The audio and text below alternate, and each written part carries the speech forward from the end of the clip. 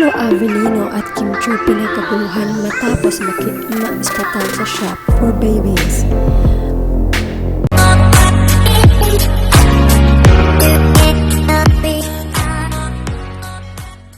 Paolo Avellino at Kim Chiu pinagkaguluhan matapos maispatan sa shop for babies.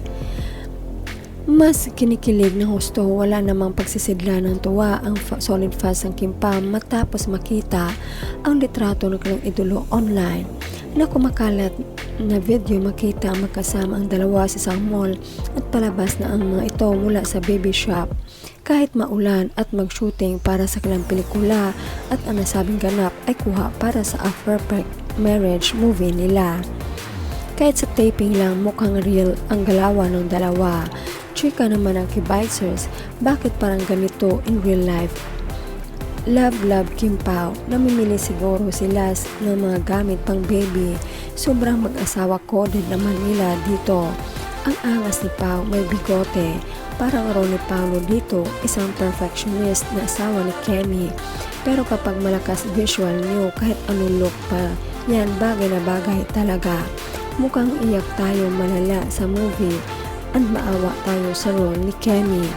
Kaya pala nagkabalbas bigote ang pauge. Totoong may pinaglalaanan, work mood sila. So simple ng couple. Galing ni Kemi, laging may accent ang clothing lines nila ni Pao. Daddy Pao at Mami Kemi talaga ang look nila. Isang pic pa lang kanina nag-excite na ako. Lalo na ngayon na marami nang nagsilabasan. Bagay na bagay talaga ang magjosawa Kim Pao. Kilig to the max naman ako. Ang sweet na ka-holding hands pa talaga no. Dahil nag-shooting sa mall ang Kim Pao, hindi na din talaga mapigilan ang madla na kunan ang dalawa. Okay na din ito para mag-spread ng awareness para sa upcoming movie ng Kim Pao. Ang pugi ni Pao kahit may balbas at bigote. Bagay na bagay yung mag-asawa vibe. Ngayon dami nagsasabi na sana kayo na.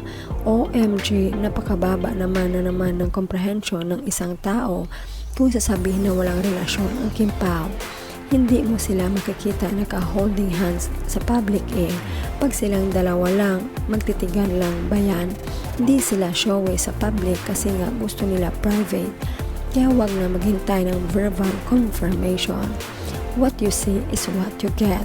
Yun ang confirmation para sa kanila. Perfect couple talaga ang Kim Pao forever.